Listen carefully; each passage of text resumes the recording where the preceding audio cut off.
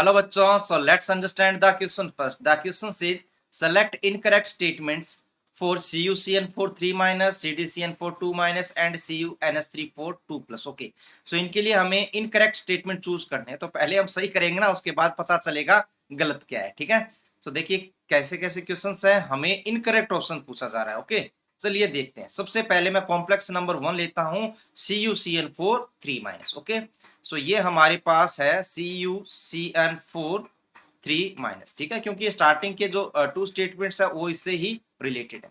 सो यहाँ पर देखिए Cu का जो कॉन्फ़िगरेशन होता है वो हमारे पास क्या रहता है 4s1 3d10. ओके, और Cu जो +1 होता है वो किस में रहता है 3d10 में.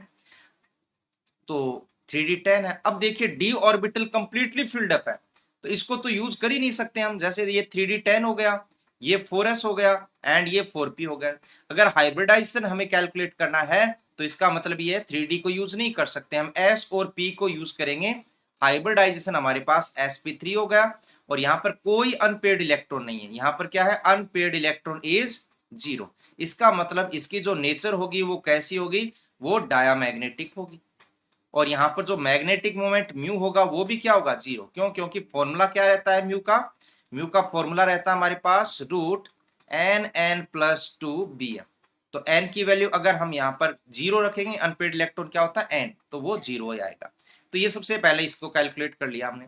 नेक्स्ट है CdCN4 2 माइनस. ओके, सो CdCN4 2 माइनस. ओके, तो यहाँ पर देखिए जो CD होता है, CD कहां पर आएगा, जैसे Zn CD एंड Hg सभी का कॉन्फ़िगरेशन होता है S2D10. ये 4s2 आएगा, ये 5s2 आएगा. तो CD का कॉन्फ़िगरेशन 5s2 एंड 4d10.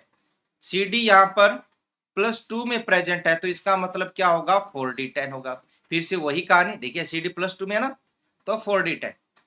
तो अगेन यहाँ पर जो CD+2 है इसका configuration 4d10 5s0 and 5p0. सो इसको यूज नहीं कर सकते, हम नहीं करेंगे तो हाइब्रिडाइजेशन फिर से sp3 होगा, और अनपेड इलेक्ट्रॉन यहाँ पर क्या होंगे 0 होंगे, और मैग्नेटिक मोमेंट भी क्या आएगा 0 आएगा. ओके, तो ये सेकंड पार्ट फिनिश कर दिया हमने. नेक्स्ट पार्ट की बात करें तो यहाँ पर हमें दे रखा है CuNS3 4+2. तो यहाँ पर जो कॉपर का कॉन्फ़िगरेशन फिर से लिखते हैं 4s1 3d10.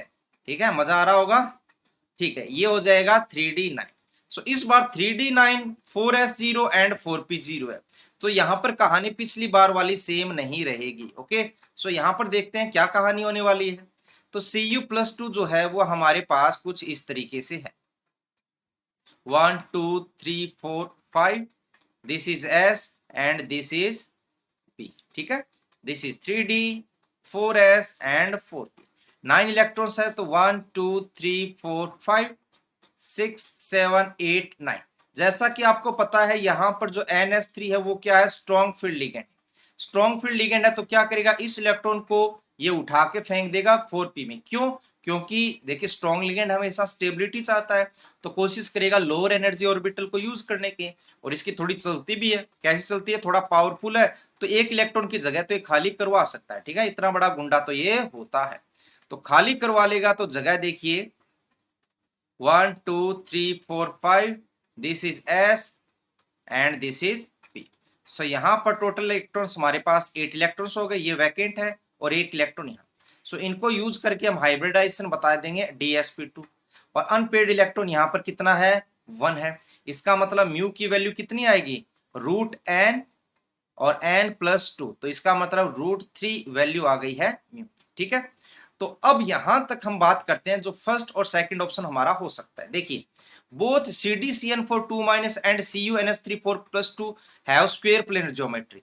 तो देखिए इसकी तो स्क्वायर प्लेनर होगी, सही बात है, DsP2 है. तो पीछे वाला और हमें किसके बारे में पूछा, CuNS3+2. ओके, ये तो हो गया स्क्वायर प्लेनर. ठीक है, ये यहां पर स्क्वायर प्लेनर है. CdCN4 में तो sp3 है, तो यहां पर तो टेट्राहेड्रल ज्योमेट्री होगी. सो टेट्राहेड्रल ज्योमेट्री होगी, तो यहां पर इसका मतलब ये ऑप्शन हमारे पास अभी गलत हो जाएगा, जो कि आंसर में जाएगा. नेक्स्ट है CuCN4 3 minus and CuNS3 4+2 have equal number of unpaired electron. So पहले और सेकंड के बारे में पूछ रहे हैं, सॉरी CuNH3 4+2, इसमें तो अनपेड इलेक्ट्रॉन 1 है, और CuCl4 3-, देखिए इसमें अनपेड इलेक्ट्रॉन कितना आया था हमारे पास, 0 आया था। सो एक में तो है 1 और एक में है 0, इसका मतलब ये भी हमारा हो गया गलत, मतलब आंसर हो जाएगा। ठीक है, और डी ऑप्शन भी देख सकते हैं, all the 3 complexes have magnetic moment equal to 0, नहीं, ये भी क्या हो जाएगा, यहां पर गलत हो जाएगा, सभी का 0 नहीं है। कैसे, फर्स्ट और सेकंड का तो हमने 0 कैलकुलेट किया था, और इसका 0 नहीं है, इसका √3 है, तो फर्स्ट ए बी डी गलत हो गया। सी ऑप्शन को हम चेक कर लेते हैं। ठीक है, सी ऑप्शन तो मैं बताऊं बहुत ही ज्यादा इंपॉर्टेंट एग्जांपल है। देखिए क्या यहां पर आपको दिया हुआ है, सबसे पहले कि CuCN4 3-, ठीक है, इसमें जब H2S गैस पास करवाते हैं, ठीक है, ये एक परफेक्ट कॉम्प्लेक्स का एग्जाम्पल है। क्या है, परफेक्ट कॉम्प्लेक्स। ठीक है, अब ऐसे नहीं होता कि पहले में परफेक्ट पता है फिर H2S गैस पास करवाई तो क्या होगा। देखिए जैसे H2S गैस पास करवाई तो यहां पर कोई पीपीटी नहीं मिलती। ठीक है, पीपीटी नहीं मिली तो इसने CMI कॉपर का टेस्ट नहीं दिया तो ये परफेक्ट कॉम्प्लेक्स हो गया। लेकिन हमारे पास बुक्स में लिखा हुआ होता है तो ये परफेक्ट कॉम्प्लेक्स हो गया। नेक्स्ट अगर मैं बात करता हूं CdCN4 एंड 2-, तो ये क्या होता है, ये होता है इम्परफेक्ट कॉम्प्लेक्स।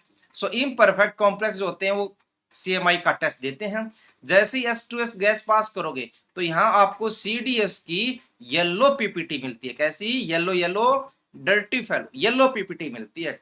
सो क्या हुआ कि ये इम्परफेक्ट है तो येलो पीपीटी, ये परफेक्ट है तो नो पीपीटी। सो इसका मतलब ये हुआ कि हम H2S गैस पास करवा के ये पता कर सकते हैं कि कौन सा परफेक्ट है कौन सा इम्परफेक्ट, मतलब इन दोनों को हम अलग कर सकते हैं। ठीक है, जैसे येलो आया तो मतलब ये हो गया कि इसमें ये कॉम्प्लेक्स था राइट वाला, और येलो नहीं आया तो मतलब CuCl4 3-। ओके, सो इसका मतलब जो हमारे पास स्टेटमेंट नंबर 3 है, कैन बी सेपरेटेड, ये हो जाएगा सही। तो हमें अब राइट आंसर चूज करना है, तो राइट आंसर का मतलब जो रॉन्ग है, so answer number A, B and D। सो ये इस क्वेश्चन के करेक्ट आंसर हो जाए। So hope you understand the concept well, best of luck.